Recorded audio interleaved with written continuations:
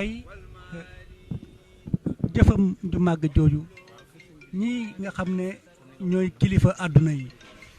ni ñu dénk réew mi lan la ñu mën a jàngee ci moom. waa li damay wax toujours bi maanaam bu kilifa yi àdduna kilifa yi diine yi maanaam Sëriñ Tuubaa dafa dénk maam Thierno mu sàmmal ko la mu ko dénk ci sàmmin wu rafet ba mu del si ba mu jébbal ko liggéey bi te lépp rafet lépp mat kon tey kuñ fi dénk man dañ maa dénk suñ silim yi dañ ko dénk keneen ak keneen dañ leen a dénk kenn ku ñu ne lañ la dénk bis dana ñëw dañ la ko laaj kullukum raahin waaw raahin jooju nag bis a ngi ñëw dañ la laaj li ñu la dénkoon noo ko sàmme woon ak noo ko doon yore su fekkee yore nga ko ci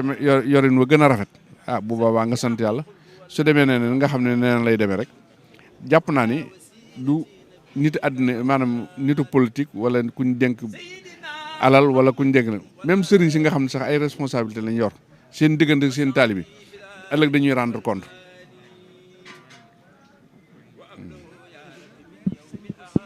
sekkeek yow ab jotaay duñu mën a dugg tuuti ci jamono parce que ci at wala yu weesu rek gis nañu taxawaay bi nga amoon ci réew mi mu nekkoon taxawaay bu am solo ba suñu naataango sax bind ab téere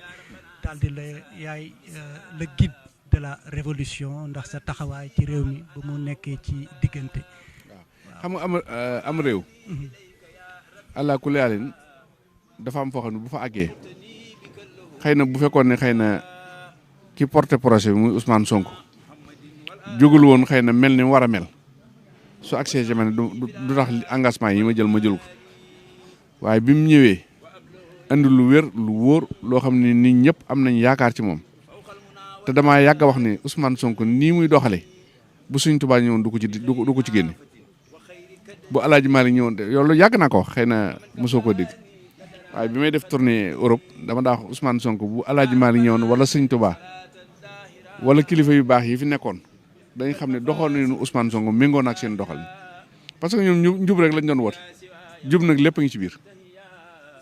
jub lépp a ngi ci biir moo tax man bi nga xamee ni yëf yi agsi na dama gis xam ci ñoom jikko yu baax xam ni seen yéene itam mooy réew mi baax moo tax ma ànd ak ñoom.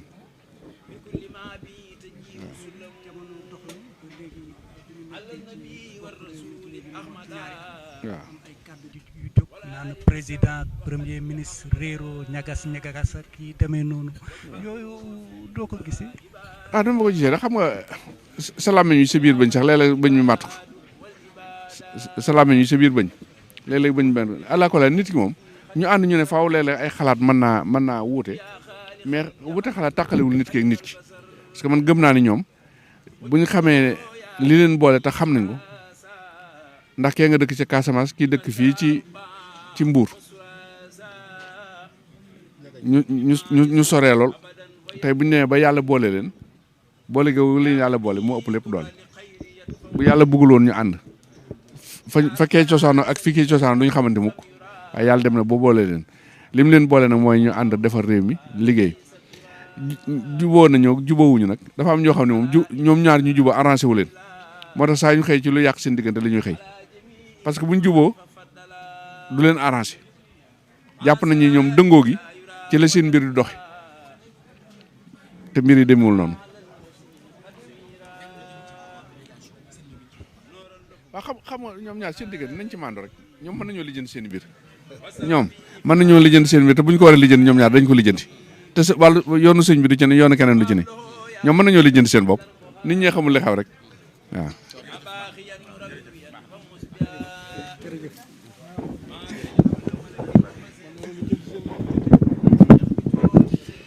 jërëjëf di bég bu baax